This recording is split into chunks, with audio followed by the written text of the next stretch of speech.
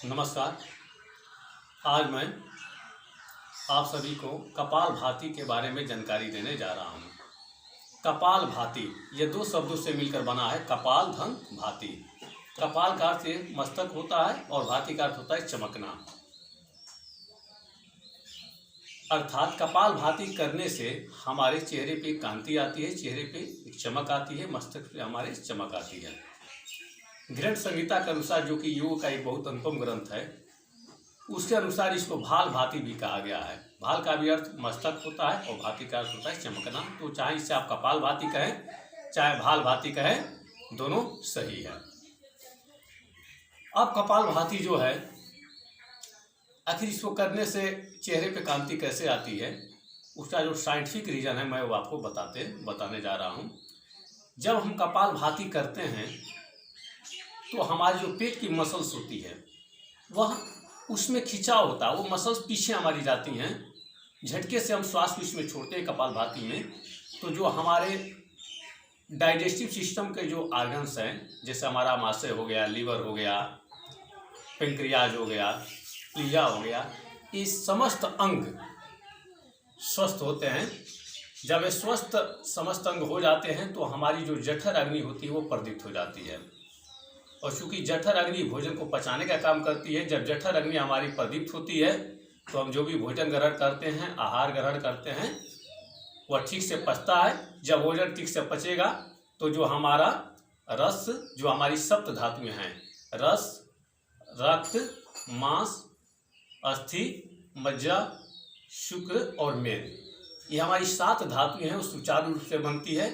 जब ये 7 धातुएं सुचारू रूप से बनती हैं तो जो भी हम आहार ग्रहण करेंगे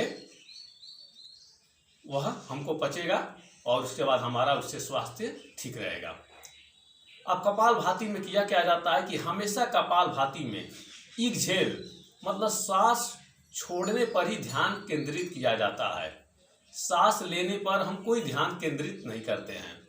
मतलब जो इसमें एक्सहेल होगा, जो श्वास हम छोड़ेंगे वह हमारा एक्टिव होगा और जो श्वास हम लेंगे, जो इनहेल करेंगे, वह पैसिव होगा। ऐसा करने से एक वैक्यूम बनता है। इस वैक्यूम से जो हमारे शरीर के जो भी ब्लॉकेज होते हैं वो ब्लॉकेज टूटते हैं, और जब ये ब्लॉकेज टूटते हैं तो हमारे जो फेफड़े होते हैं वह स्वस्थ रहते हैं। जब हमारे लंग्स स्वस्थ रहेंगे तो हमारा श्वसन तंत्र स्वस्थ रहता है। श्वसन तंत्र के बाद हमारा जो सर्कुलेटरी सिस्टम होता है, परिसेचन तंत्र, वह स्वस्थ हो जाता है। और जिसके फलस्वरूप जो इससे हम निरोगी काया हमको प्राप्त होती है, हमारे जो भी रोग होते हैं वह इससे मिटते हैं। अब जो कपालभाति है, इसको कैसे किया जाता है, कितने देर तक करना चाहिए, उसके बारे में मैं आपको जानकारी देने जा रहा हूँ।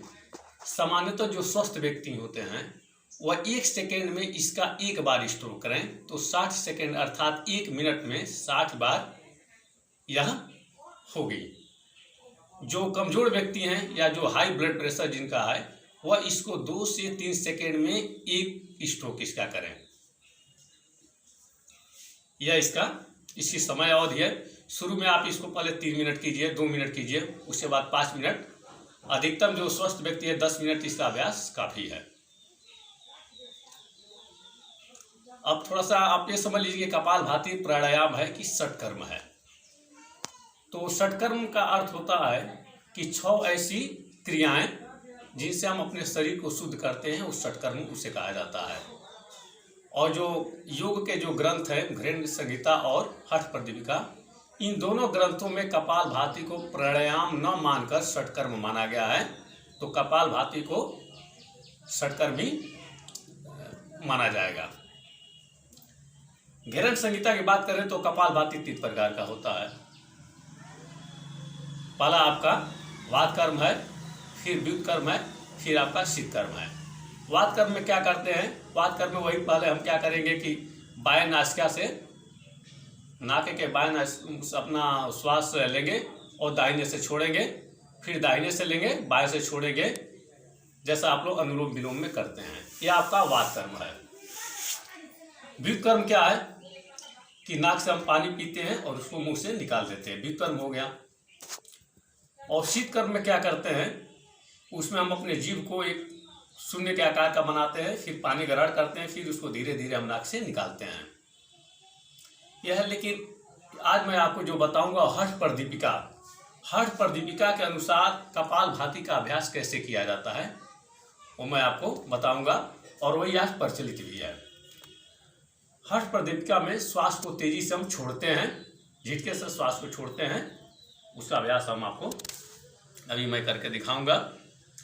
अब कपालभाति से लाभ, मतलब पहले ये समझ लीजिए कपालभाति प्राणायाम कपालभाति जो क्रिया है उसे किसको नहीं करना चाहिए।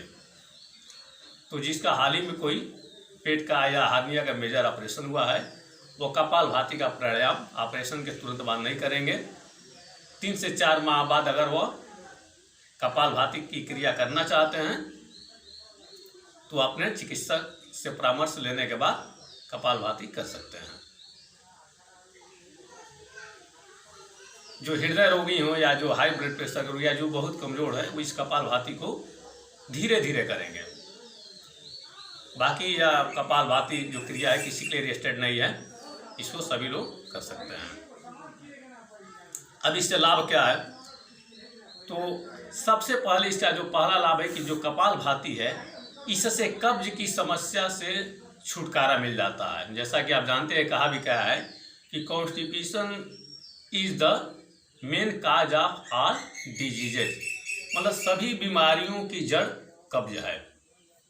तो जब कपालभाति की क्रिया की जाती है तो कब्ज से छुटकारा मिलता है, फेफड़े हमारे स्वस्थ रहते हैं, चेहरे पे कांति आती है, पाचन तंत्र सही रहता है, श्वसन तंत्र सही रहता है, परिसंचरण तंत्र सही रहता है। उसके बाद जो हमारे डाइजेस्टिव सिस्टम के जो इंटरनल ऑर्गन्स हैं, आमाशय, प्लीहा, लीवर, पेंक्रियाज, किडनी, इस समस्त अंग सुचारू रूप से अपना काम करते हैं। अगर शरीर में कहीं गांठ हो गया हो या हेपेटाइटिस की बीमारी हो, हेपेटाइटिस बी हो, हेपेटाइटिस सी हो, एड्स हो, कैंसर हो, तो उसमें अगर आप योग चिकित्सक की देखरेख में अगर कपालभाति क्रिया करेंगे तो उसमें आपको काफ़ी लाभ मिलता है। आप इसको कैसे किया जाएगा उसको मैं आपको बता रहा हूँ। सबसे पहले आप ऐसे या आपका बैठ गया या आपका सुखासन हो गया, सुखासन में बैठ जाइए। जिनको पद्मासन लगाना है एक पैर को यहाँ चढ़ा लीजिए, दूसरे पैर को यहाँ, या हमारा पद्मासन लग गया। स्पाइनल कार्ड जो हमारी होगी ये सीधी होगी, अंगूठे का अगला भाग मिला लीजिए, ऐसे शरीर सीधा रहेगा। और इसमें हमको करना क्या है कि श्वास को हम झटके से छोड़ेंगे। श्वास को इसमें झटके से छोड़ा जाएगा, मतलब जो भी आपको ध्यान केंद्रित करना है वो केवल श्वास को छोड़ने में आपको ध्यान अपना केंद्रित करना है। जैसे मैं आपको भस्त्रिका प्राणायाम में बताया था, उसमें सांस लेने और सांस छोड़ने दोनों पर समान जोर दिया जाता है, लेकिन कपालभाति क्रिया में श्वास छोड़ने पर हमारा विशेष ध्यान रहेगा, श्वास लेने में हमारा कोई ध्यान नहीं रहेगा। एक्सहेल हमारा एक्टिव होगा, इनहेल हमारा पैसिव होगा। आइए करते हैं। आंखें बंद,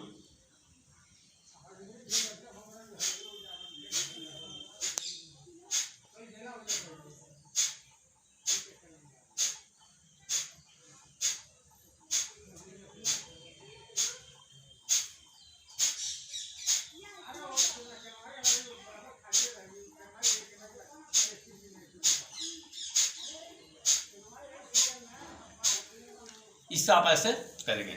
जब झटके से आप सांस छोड़ेंगे तो हमारा जो पेट की जो मांसपेशियां हैं वो अंदर जाएगी, पेट हमारा अंदर खींचेगा। अब जो शुरू में इसे अभ्यास करेंगे या जो जिनका मोटापा ज़्यादा हो, उनका पेट अंदर नहीं जाता है, उनके लिए मैं आपको आसान तरीका बता रहा हूँ। आप अपने किसी भी छिद्र को, नासा छिद्र को बंद कर लीजिए। जैसे मैंने दाहिना बंद कर लिया। जो हाथ है इसको आप पेट पर रखिए, एक हाथ यहाँ लगा लीजिए। और जैसे सुबह आप या कभी भी आप जैसे नाक साफ करते हैं वैसे आप अपने नाक की सफाई कीजिए।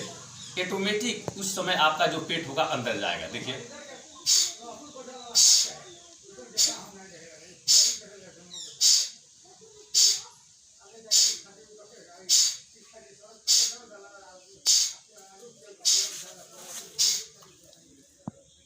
जब आप ऐसा करेंगे तो खुद जब आपका जो पेट होगा अंदर जाएगा। अब जब धीरे धीरे आप अभ्यास आपका हो जाएगा, आप इसके अभ्यस्त हो जाएंगे, तो आप नाक से हाथों को हटाएंगे और फिर इसको साधारण तरीके से इसको करेंगे। फिर ऐसे करेंगे। आइए एक बार करते हैं। ये हो गया। मुंह हमारा बंद रहेगा, आंखें भी हमारी बंद रहेगी। श्वास को झींके से क्यों निकालना है, इसी पर हमको श्वास को छोड़ने पर ही ध्यान केंद्रित करना है।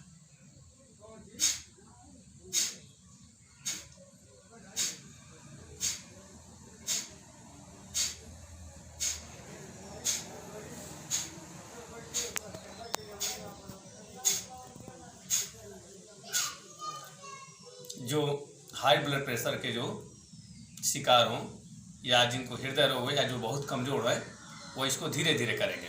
वो 2 से 3 सेकेंड में केवल एक स्ट्रोक करेंगे। देखिए उसको भी मैं बता रहा हूँ।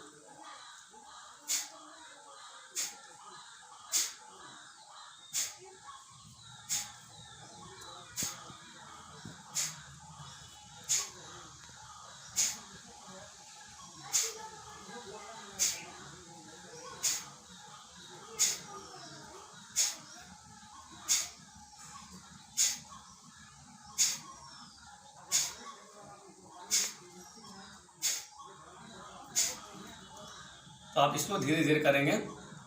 बस आपको श्वास छोड़ने पर ही अपना ध्यान केंद्रित रखना है। बाकी आप इसका अभ्यास करेंगे तो ये कपालभाति जो क्रिया है वो आपको ठीक तरीके से ये क्रिया होने लगेगी। इसी विश्वास के साथ कि कपालभाति की क्रिया करने से आप सभी स्वस्थ होंगे। सबको नमस्कार।